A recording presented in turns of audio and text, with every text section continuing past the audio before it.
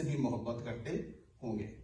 और अगर आप इमेज से, छवि से, सूरत से मोहब्बत नहीं करते तो फिर आप हकीकत से भी, जिसे आपने देखा नहीं, उससे भी मोहब्बत नहीं करते।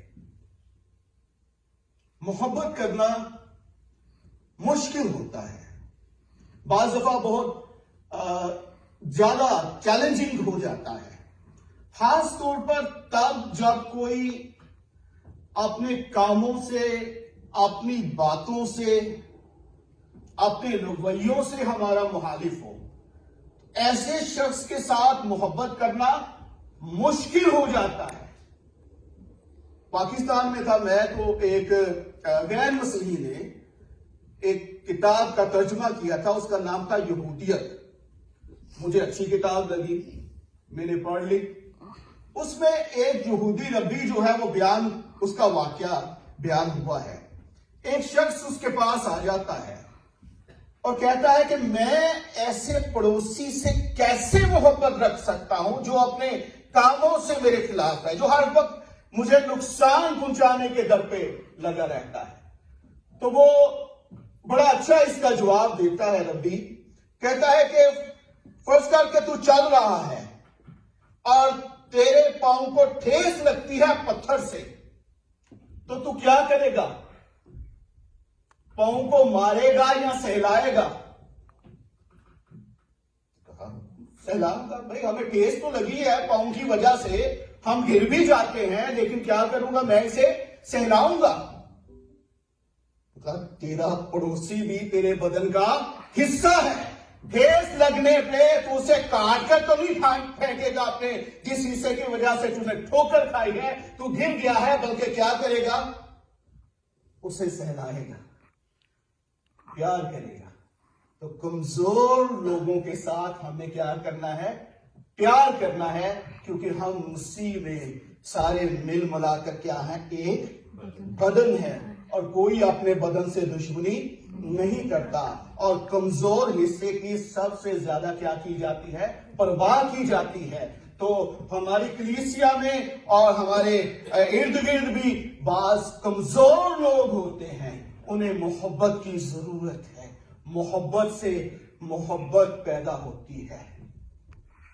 याद रखिए, नफरत से नफरत नहीं मिटती, मोहब्बत से मिटती है। लड़ाई से लड़ाई कभी खत्म नहीं होती, सुलह से होती है।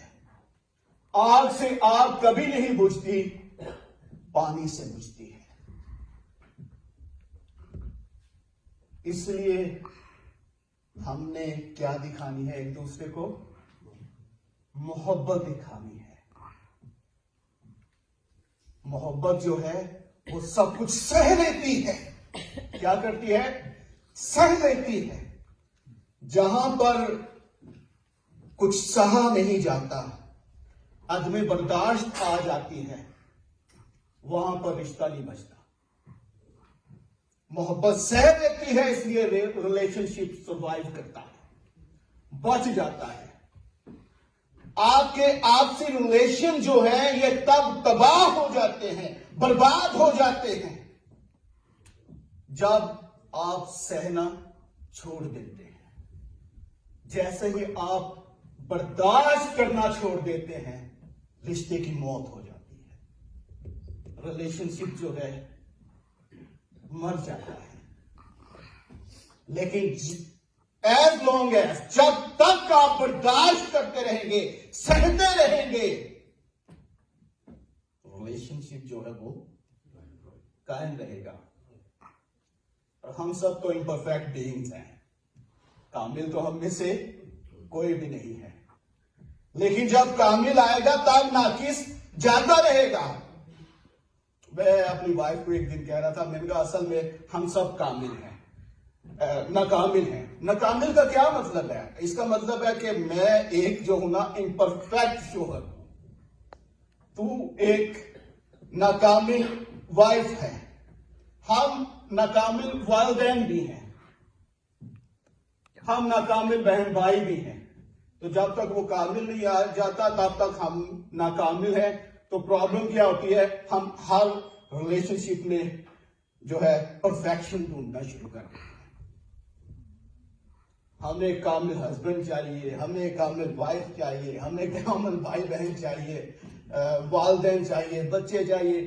भाई वो कामिल है ही नहीं, आप किस परफेक्शन के पीछे भाग रहे हो? इसलिए हमें एक दूसरे की कमजोरियों की क्या करनी है, बर्दाश्त करनी है। और सबसे बड़ी बात बाइबल में से मोहब्बत के ताल्लुक से, मोहब्बत गुनाहों पे पर्दा डाल देती है। मोहब्बत गुनाहों पे क्या करती है? पर्दा डाल देती है। अब देखिए, अदन में खुदा ने क्या किया था? आदम नंगा था, तो क्या किया? उसे ढांपा था। उसे क्या किया था? हमें क्या होता है, हमारा मिजाज दुनिया में ऐसा होता है, किसी का इतना फटा उसे और फाड़ के नंगा कहते हैं, और फिर अलानिया कहते हैं, देख मैं तुझे दुनिया के सामने नंगा कैसे करता हूं। मोहब्बत क्या करती है? गुनाहों पे पर्दा डाल देती है। तो आपके और मेरे खुदा ने पता नहीं कितने कितने बड़े गुनाहों पे पर्दा डाला हुआ है।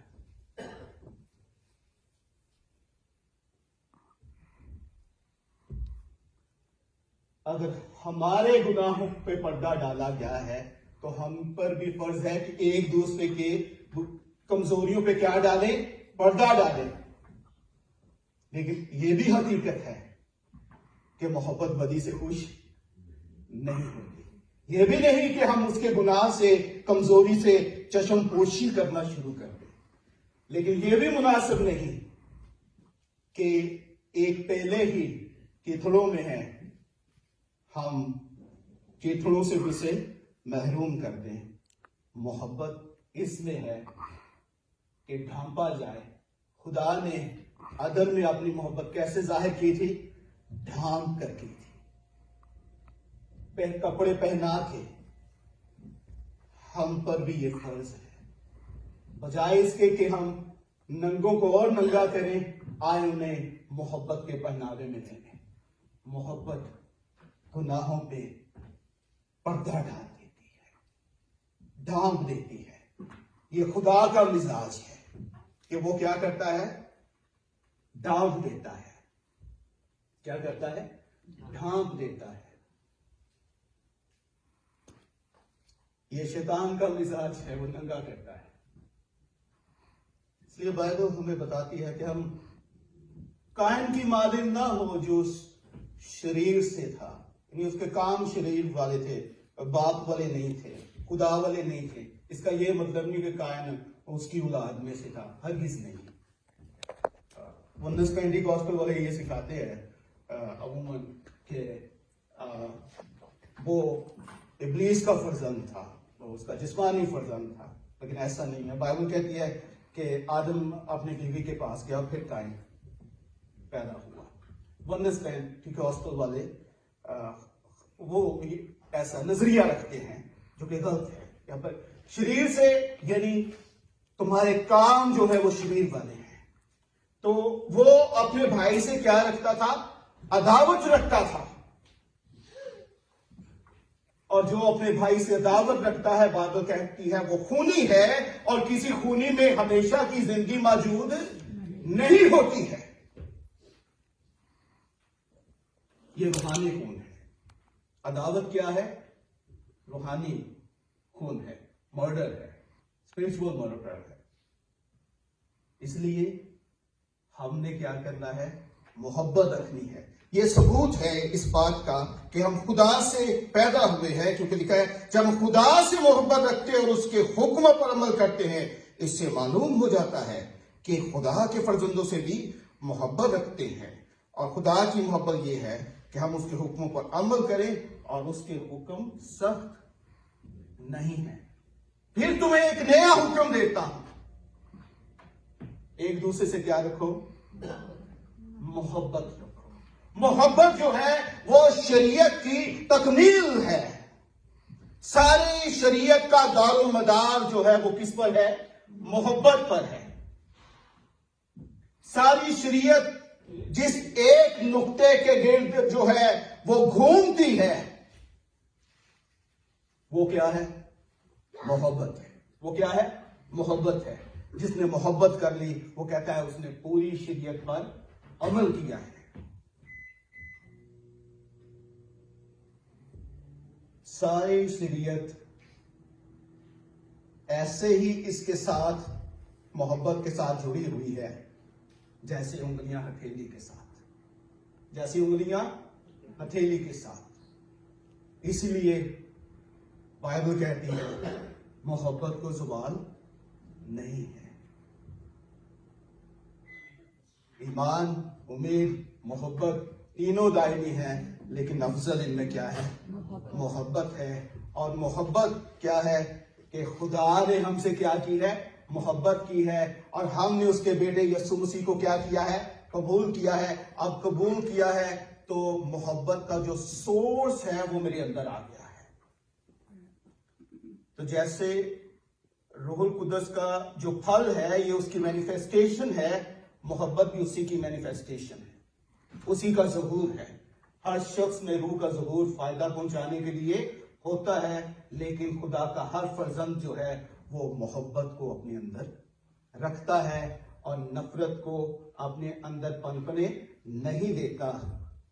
बाज़ दफा वक्ती तौर पर हम जो है एक्लिप्स्ड हो जाते हैं हालातों वाक़यात की वजह से, लेकिन ग्रहण जो है वो ईमानदार की जिंदगी पे सदा के लिए नहीं होता, वो वक्ती होता है और वो गुजर जाता है, लेकिन वो वही है, वो चमकता रहता है, यानी वो मोहब्बत करता रहता है। तो बाइबल हमें ये सिखाती है कि खुदा क्या है? मोहब्बत है। अगर खुदा मोहब्बत है तो उसके फर्जंद भी जरूर ही क्या होंगे? मोहब्बत करने वाले होंगे। खुदा इस कलाम के वसीले आप सबको बरकत दे। शुक्रिया।